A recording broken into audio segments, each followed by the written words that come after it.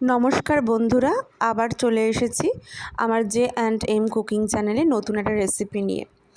আশা করছি তোমরা খুব ভালো আছো। সঙ্গে থেকেও একদম ভিডিওর শেষ পর্যন্ত। আজকে ইলিশ মাছের একটা ভীষণই সুস্বাদু রেসিপি শেয়ার করব। এটাকে নোয়াখালীরা খুব ভালো খায়, বানায়ও। বাংলাদেশের কথা বলছি আর কি। যারা বাঙাল তারা অনেকেই জানেন। তো ইলিশ মাছের পেঁয়াজ মোড়া বানাতে চলেছি। তো চলো শুরু করছি ভিডিওটা।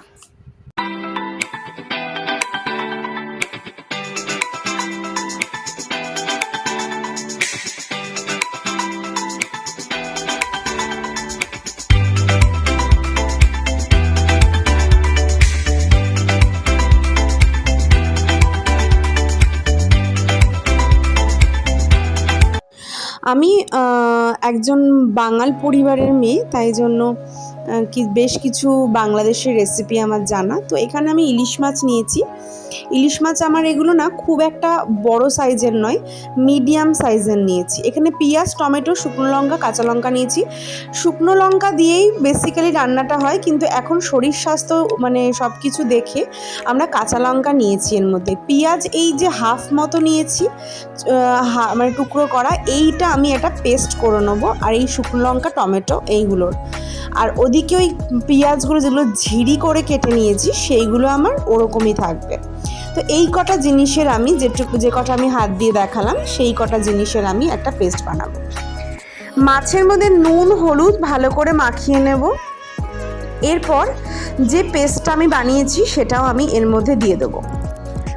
তখনকার দিনে না টমেটো সবসময় পাওয়া যেত না, তাই টমেটো এর মধ্যে চলে না, কিন্তু আমরা যেহেতু এখন সারা বছরই টমেটো পাই, সেই কারণের জন্য আরেকটু উন্নতম করতে রান্নাটা আমি এখানে টমেটো ইউজ করি। এটা পুরোপুরি ব্যক্তিগতভাবে আমি দিয়ে থাকি। তাছাড়া শুকনো লঙ্কা দিয়েই এই রান্নাটা পুরোপুরি হয়, আর পেঁয়াজ লাগে। টমেটো দিলে টেস্ট কিন্তু আরও অধিক গুণে বেড়ে যাবে। যেহেতু প্রচণ্ড ঝাল, তাই চামচের দ্বারাতেই খুব সাবধানে আমি মাখিয়ে নিচ্ছি। সমস্ত মাছগুলোর মধ্যে আমি মাখিয়ে নেব। এইবার আমি এটাকে মাখিয়ে রেখে দিলাম। ভালো করে মাখাবো যেভাবে আমি মাখাচ্ছি। এবার দেখো, এই মাছগুলোকে আমি ভাজবো না, এইভাবেই আমি রান্নাটা করব। খেতে ভীষণ ভালো লাগে। অনেকেই হয়তো বলবে যে ইলিশ মাছে পেঁয়াজ চলে না, কেন দেওয়া হচ্ছে, কিন্তু রেসিপিটা বাড়িতে একবার ট্রাই করে দেখো, ভীষণই ভালো লাগবে। নিয়ে নিয়েছি একটা কড়াই, এর মধ্যে আমি সর্ষের তেল দিয়ে দিচ্ছি। মোটামুটি আমি এখানে তেলটা 3 থেকে 4 টেবিল স্পুন মতো নিয়েছি। কালো জিরে দিলাম, আর কাঁচা লঙ্কা। সামান্য একটু ভাজা হতে না হতেই আমি পেঁয়াজগুলো এর মধ্যে ট্রান্সফার করে নেব। তেলটাও আমার গরম হয়ে গেছে, কাঁচা লঙ্কাগুলো দিয়ে দিচ্ছি। কাঁচা লঙ্কাটা একটুখানি নেড়ে ছেড়ে ভাজা মতো সামান্য হতেই আমি পেঁয়াজ কুচিগুলো ট্রান্সফার করে দিচ্ছি। তোমরা যারা যারা পুরনো সাবস্ক্রাইবার রয়েছো তাদেরকে অনেক অনেক ভালোবাসা, আমাকে এতটা ভালোবাসার জন্য, আর ধৈর্য ধরে আমার সমস্ত ভিডিও শেষ অবধি দেখার জন্য।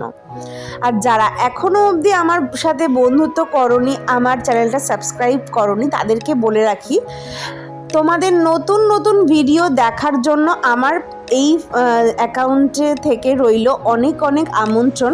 তাই জন্য প্রত্যেকটা নোটিফিকেশন পেতে সাবস্ক্রাইব করতে আর বেল আইকনটা টিপতে কিন্তু একদম ভুলবে না। মনে রাখতে হবে, পেঁয়াজটা কিন্তু খুব বেশি লাল করে ভাজবো না। গ্যাসের ফ্লেমটা লো করে দিয়েছিলাম। সামান্য একটু স্বচ্ছ হয়ে মজদেই আমি এখানে মেখে রাখা মাছটা ট্রান্সফার করে দিচ্ছি। গ্যাসের ফ্লেমটা মিডিয়ামে করে নিয়ে হালকা হাতে একটু নেড়েচেড়ে নেব। তোমরা চাইলে এটাকে এইভাবেও ঢাকনা বন্ধ করে দিতে পারো, কিন্তু আমি সামান্য নেড়ে নিয়েছি, কারণ আমি পেঁয়াজ একটুখানি বাটা ইউজ করেছি, তার মধ্যে যেন কোনো কাঁচা গন্ধ না থাকে, সেই কারণের জন্য আমি সামান্য একটু নেড়ে নিয়েছিলাম। কাশ্মীরি লঙ্কা গুঁড়ো দিচ্ছি যাতে কালারটা খুব ভালো আসে। ঝালের জন্য আর আলাদা করে দেওয়ার নেই। যারা শুকনো লঙ্কা খেয়ে সহ্য করতে পারো তারা পুরো রান্নাটাই শুকনো লঙ্কা দিয়ে করতে পারো, বা পাকা পাকা কাঁচা লঙ্কা যেগুলো লাল মতো হয় সেইগুলো দিয়েও কিন্তু করতে পারো। এইবার আমি সামান্য একটু নেড়ে চেড়ে লঙ্কার গুঁড়োটা মিশিয়ে নিচ্ছি। এর মধ্যে জিরে গুঁড়ো ধনে গুঁড়ো কিছুই পড়বে না। এতেই এই রান্নাটা খুবই ফাটাফাটি লাগবে খেতে। এইবার আমি এটা বন্ধ করার আগে সামান্য একটু বাটি ধোয়া যে জলটা ছিল বা মশলার যে জলটা, সেইটা আমি একটুখানি দিয়ে দিলাম, যাতে মাছগুলো সেদ্ধ হয়ে যায় আর গ্রেভিটা নিচে লেগে না যায়।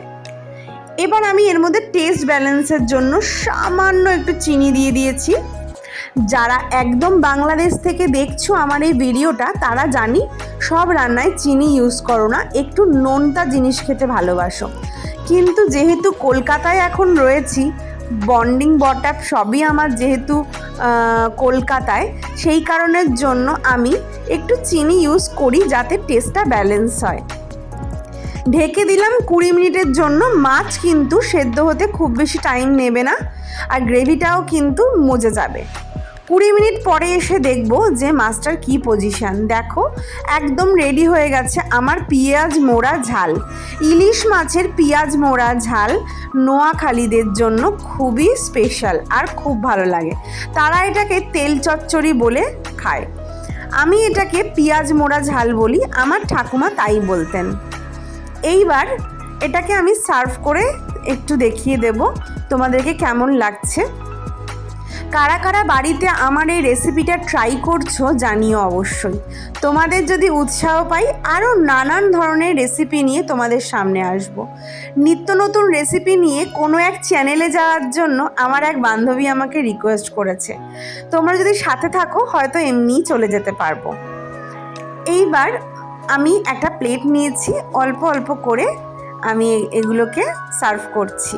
ইলিশ মাছের লেজায় যেহেতু অনেক কাটা থাকে, আর অনেক সময় ভাপা আর ঝোলে ইলিশ মাছটা ভালো লাগে না, তখন ইলিশ মাছের লেজাগুলো দিয়ে কিন্তু তোমরা এই তেল ঝাল খেয়ে, পেঁয়াজ মোড়া ঝাল খেয়ে দেখতে পারো। আশা করছি ভীষণ ভালো লাগবে। ট্রাই করে অবশ্যই আমাকে জানাবে। আর তাছাড়া লেজাগুলো দিয়ে ভর্তা খেতেও কিন্তু খুব ভালো লাগে। এখানেই শেষ করছি ভিডিওটা, আবার দেখা হবে নতুন ভিডিওতে। সঙ্গে থেকো, ভালো থেকো। নতুন বন্ধুদেরকে সাবস্ক্রাইব করার আমন্ত্রণ রইল। টাটা।